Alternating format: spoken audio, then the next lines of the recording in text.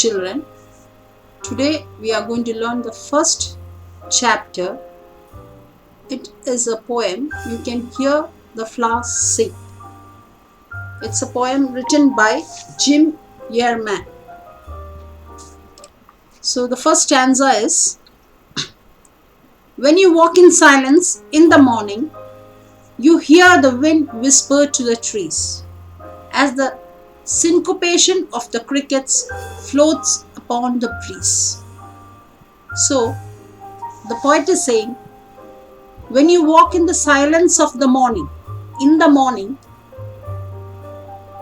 when you walk, you hear the wind whisper to the trees, as the syncopation of the crickets. What is the meaning of syncopation? Syncopation means the rhythm and beats of music, the sound, that is syncopation. So, as the syncopation of the crickets floats upon the breeze.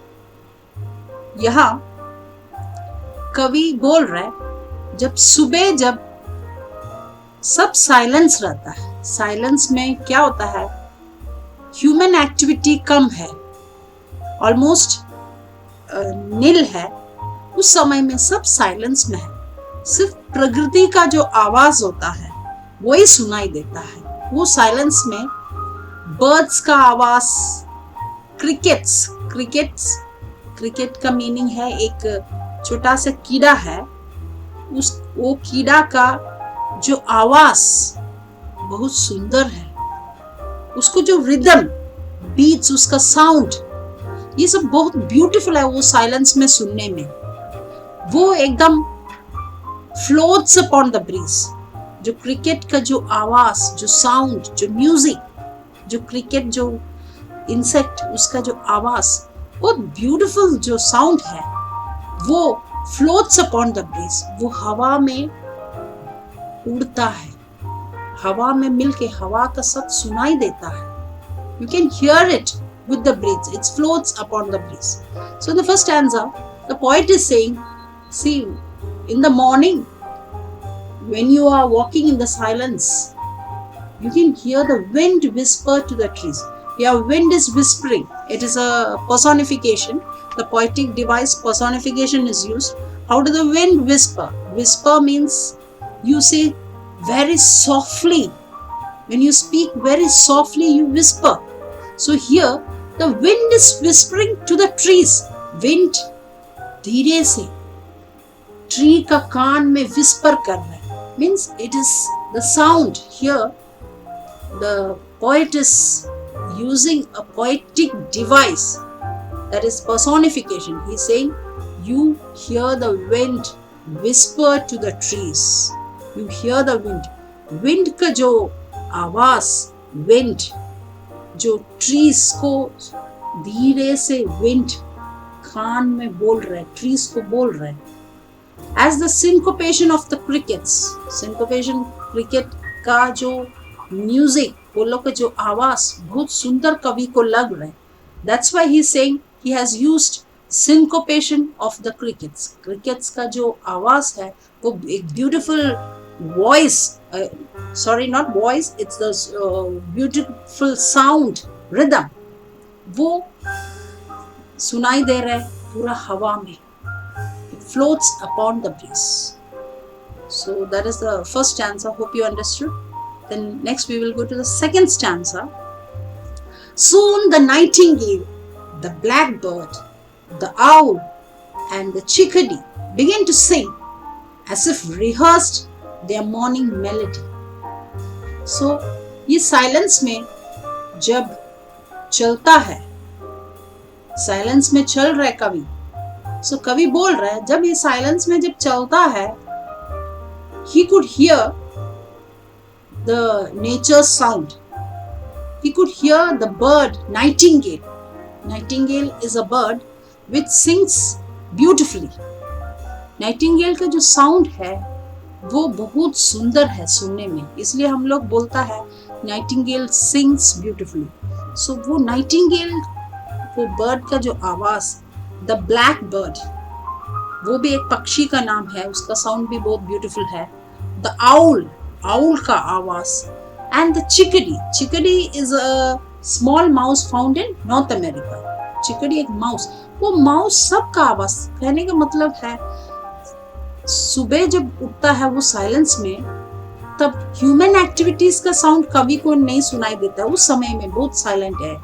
प्रकृति का जो आवाज कवि को सुनाई दे रहे और कवि उसको पूरा एंजॉय कर रहे. ही सेइंग ये सब जो साउंड है इतना सुंदर है.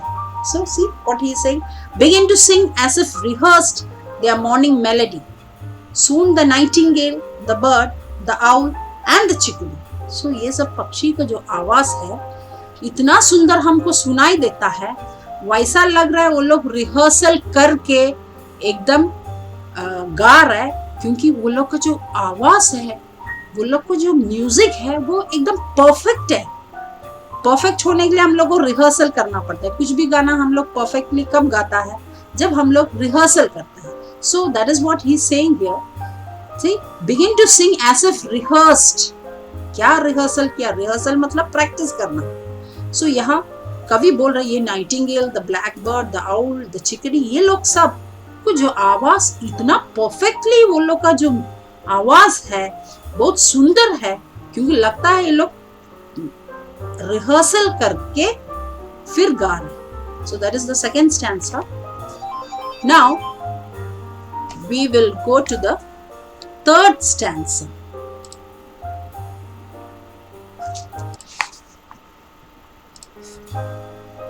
Flowers hear the singing, and to me at least it seems the music wakes them gently from wherever flowers dream. See the third stanza.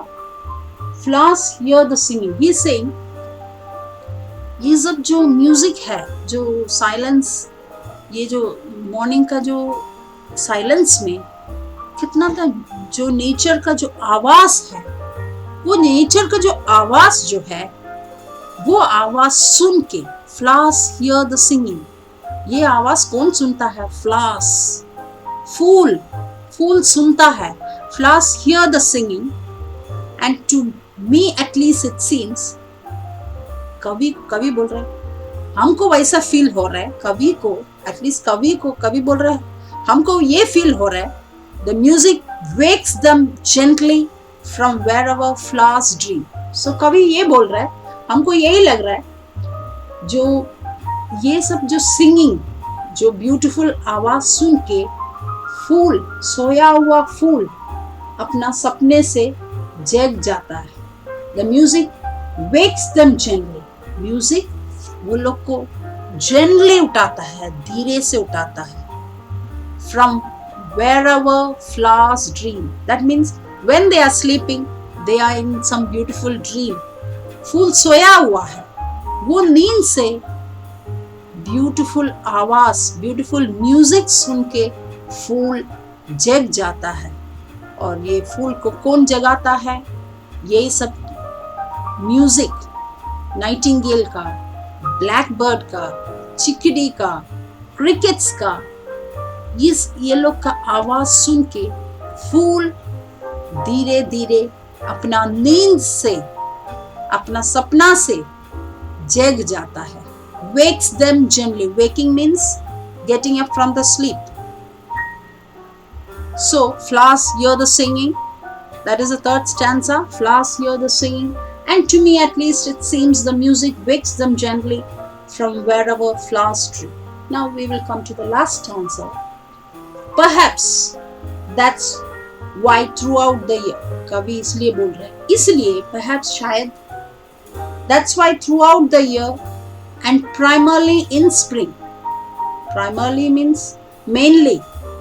कवि को ऐसे लग रहा है, इसलिए throughout the year मतलब पूरा सालों भर, विशेष करके स्प्रिंग का मौसम में. स्प्रिंग का मौसम क्या होता है? स्प्रिंग का मौसम ये है, बहुत ब्यूटीफुल मौसम है. और स्प्रिंग का मौसम में बहुत फूल होता है, इतना सुंदर फूल होता है.